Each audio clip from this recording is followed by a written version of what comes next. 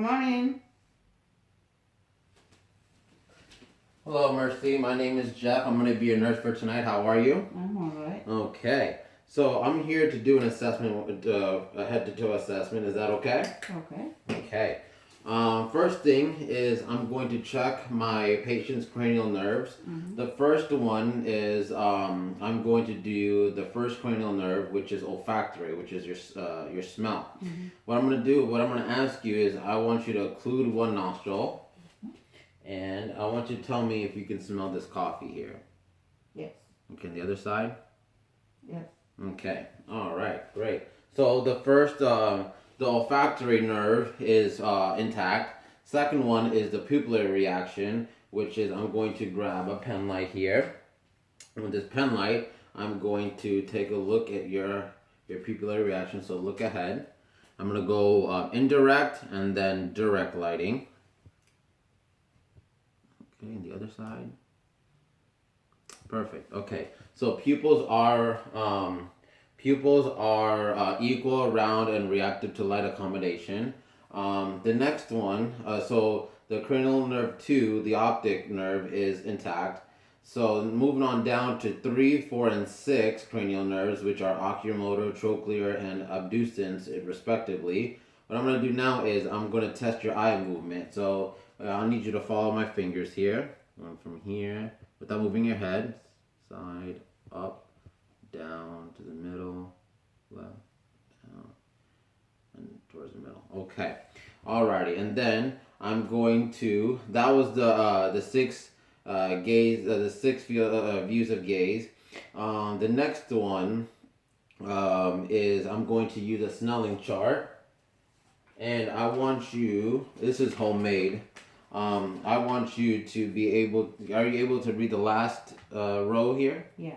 A, B, F, J, Q. And as you can see, she got that correct. Okay, moving on. So 3, 4, and 6 cranial nerves are intact. The fifth one is trigeminal. The fifth one, I'm going to take a look at your jaw here. Are you able to clench? Yes. Okay, and are you able to move your jaw to right here? Okay, all right. So, and that, so far, so good.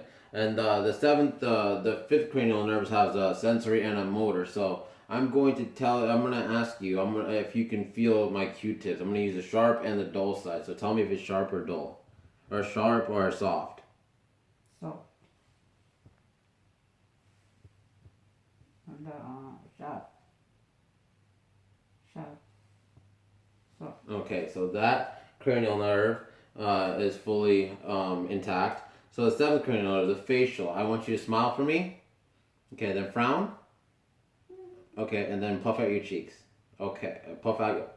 There you go. Puff out your cheeks. There you go. Seventh cranial nerve is intact. Eighth cranial nerve is the whisper test, and 2 other tests along with that. With the whisper test, I'm gonna occlude your ears and tell me if you hear me. 1, 2, 3. Yes. 1, 2, 3. Yes. Okay. Now for that, I'm gonna use the Weber's test using the tuning fork. I'm gonna strike it. I'm gonna place it on your forehead, and I want you to tell me if you can hear the sound. Okay. Yeah. I can hear. On both ears. Yeah. Perfect. So the next one is the rise test, which I'm gonna strike the tuning fork again.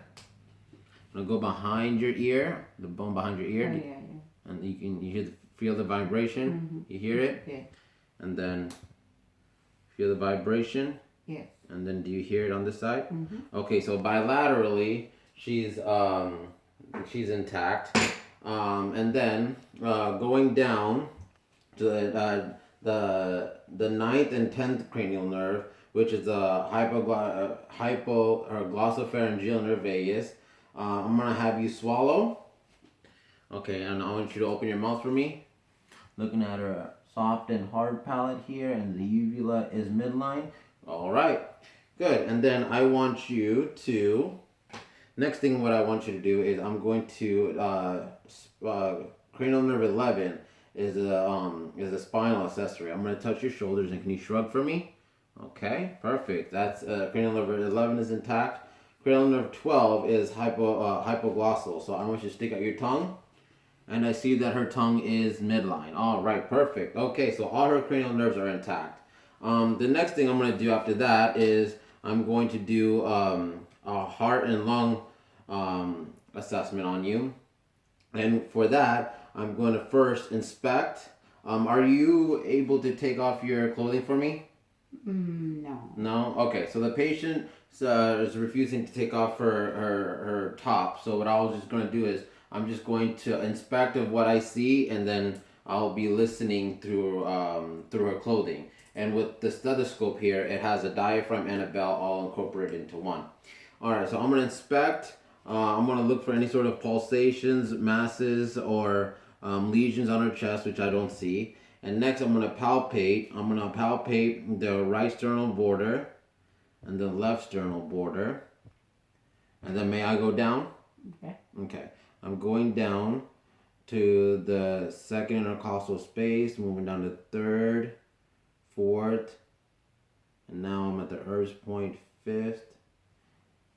And with her clothing, I cannot feel for the PMI, the thrill, either. So I'm going to have to bypass that. Next thing is I'm going to be listening to her heart sounds through her clothing.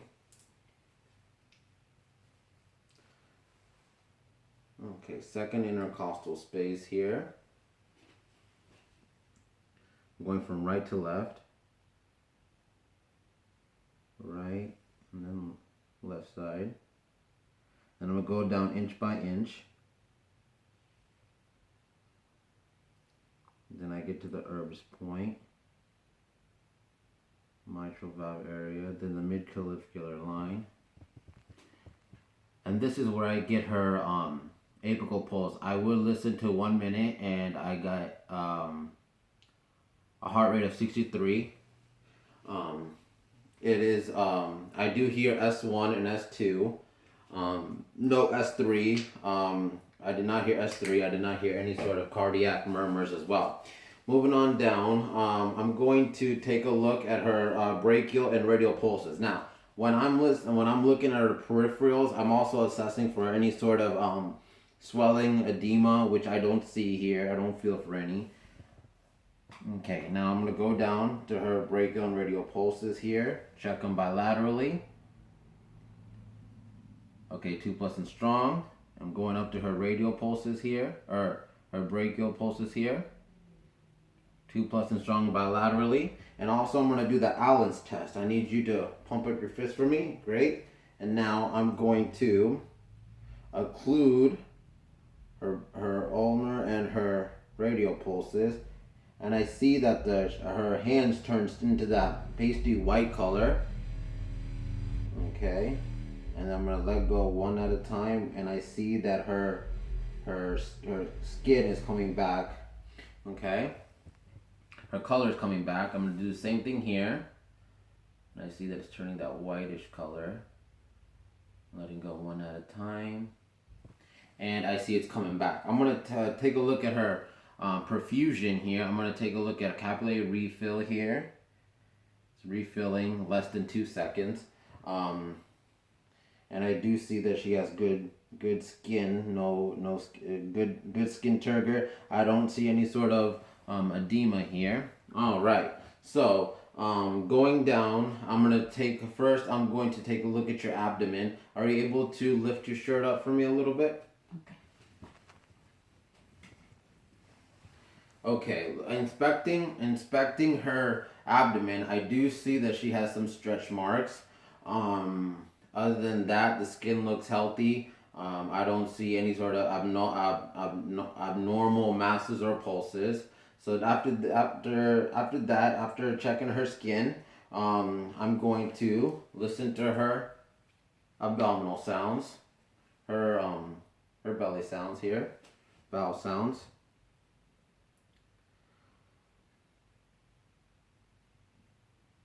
All 4 quadrants.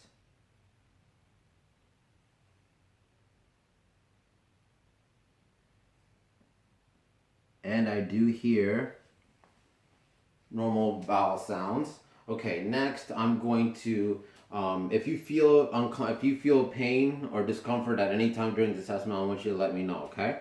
Okay. I'm palpating her abdomen here, going from right to left. Okay. My patient is not reporting any sort of pain or tenderness. Okay, no pain or tenderness. So now I'm going to do the peripheral musculoskeletal assessment here. And so what I'm going to do now is I'm going to ask if can you lift up your arm above your head, back, behind your neck. Okay. Do you have any pain? No. No. Okay, going down. Okay, now I'm going to palpate. I'm going to palpate her upper extremities, feeling for any sort of crepitus, mashes, lesions, any bumps, which I don't feel any, and my patient's still not saying any pain or tenderness reporting. Okay, and then I'm going to ask if you can you bend your elbows up, okay, and down. Can you turn your wrist in and out? Perfect. Okay, it goes down. What I'm going to do now is I'm going to have you. Are you able to? Let me take a look at your arms here. I'm going to palpate your fingers. No crepitus, masses, or any sort of lesions. Going down here as well. Okay, I'm gonna put some resistance on. Are you able to lift up your elbow against resistance? Good. All right, good. She has a good range of motions. After this, I'm going to go down to her hips. I'm gonna palpate your hips. Any sort of discomfort here? No. All right. So after that, I'm gonna go down to her hips here, to her legs. I'm going to abduct and adduct your legs. Okay. Mm-hmm. Okay, perfect. And this side. All right, good. Okay. So now I'm going to go ahead and I'm gonna bend your knees up, and I'm gonna push them in and out. No pain, right? No. Okay, going down, going up here. Alrighty, good. And as I'm looking down her legs, I don't see any sort of swelling. I don't see no swelling, no redness, no edema.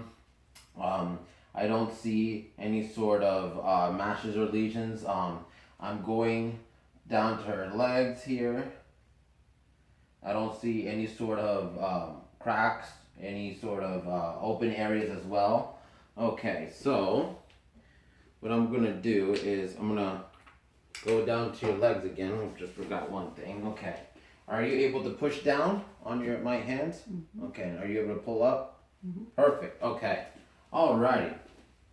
So what I'm gonna do now is I'm going to first test your reflexes. Are you able to sit up for me? Yes. Okay. Sitting up. Thank you. I'm gonna take a look at your reflexes here. First, I'm gonna start with your brachioradialis, and I'm gonna take a look at your reflexes and see if there's appropriate reflexes. Okay, and I see that her thumb reacted. Okay, I'm going down to your bicep here. Okay, on this side. Okay, and then let me go ahead and take a look at your triceps here. Okay, and then that one. Okay, great. Okay, now I'm gonna go down to your popliteal here. And down here. On this side. Okay, and I'm gonna go down to your Achilles.